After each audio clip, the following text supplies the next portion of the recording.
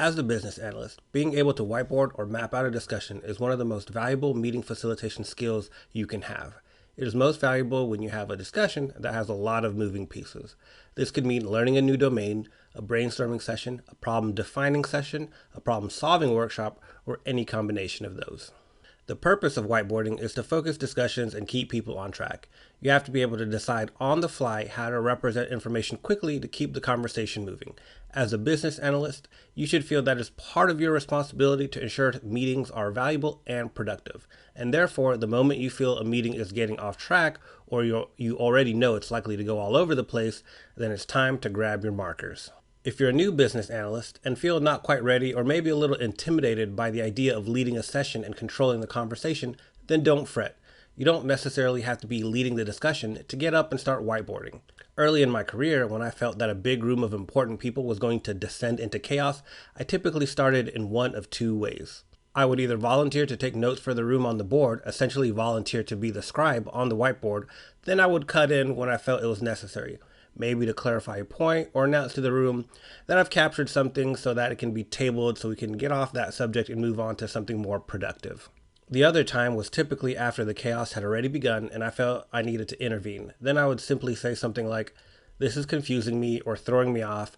I'm going to capture what we're discussing up on the whiteboard to make sure I'm understanding it correctly." That being said, how can you start to build the skills to be able to get up on the whiteboard, capture, and eventually lead discussions? There are a few skills you can practice to help you be better and faster at modeling on the board. First and foremost, practice your penmanship. You're not helping anybody if nobody can read what you wrote. I personally find it easier to write neatly with big markers, and my handwriting isn't terrible to begin with. However, when I started pursuing more UX-related activities, I made it a point to practice my handwriting. I would get a sketchbook with no lines and just write the alphabet over and over until I covered the page. Another tip is to write in all capital letters. I took this tip partially from my wife, who wrote in all her notes in all caps back in school, and my dad, who is an engineer, who always wrote in all caps growing up. They both have very clean, crisp handwriting. So tip number one is to deliberately practice your handwriting. Next is to practice modeling information. It doesn't matter if nobody will ever see it but you. Model the information. The goal is to start to better recognize what kinds of models work best for the information being modeled. You should always be thinking, how could I make this kind of complex information easy for someone to understand it faster and more clearly? If you are already a working analyst, model what is being discussed in a meeting. If you are still a student, model what is being discussed in class. To get the benefits of this, you don't have to do it on the fly. For example, if you aren't super good or fast at modeling, take notes as usual, then go back and model after the fact. I would sometimes model a meeting and send everyone the model after the fact as kind of enhanced meeting notes. So tip number two is to practice modeling information. I'll also link my video on all the different kinds of models in the description. The third tip is to practice sketching basic stuff. You don't have to be a masterful artist to be able to sketch at an appropriate level for whiteboarding. For my videos, I add a little bit of silliness to my drawings, mostly because I'm trying to make something boring a tad bit more entertaining.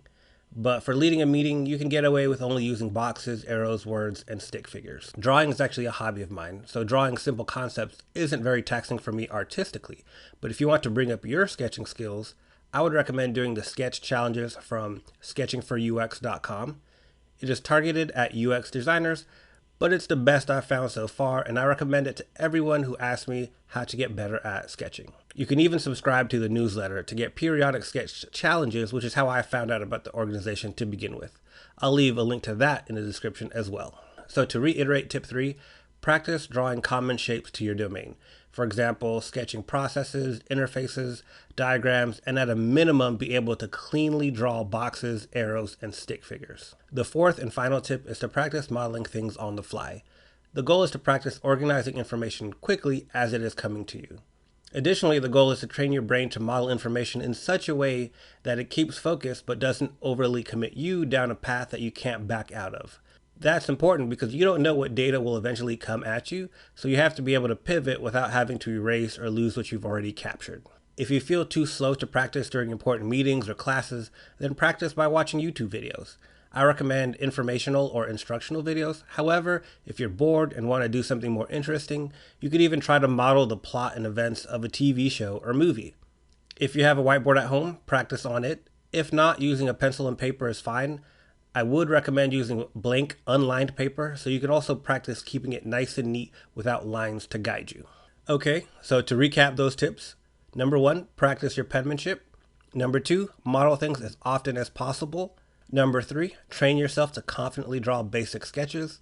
And number 4, train yourself to organize data on the fly. These tips can be practiced independently and you don't actually have to follow any particular order. I did want to mention that the skills you develop here do also translate to digital whiteboarding, with the exception of maybe sketching and penmanship skills.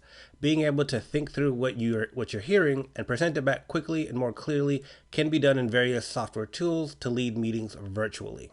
I hope you guys find this helpful, and if you try any of these drills or techniques, I'd be happy to hear your feedback on how it's going.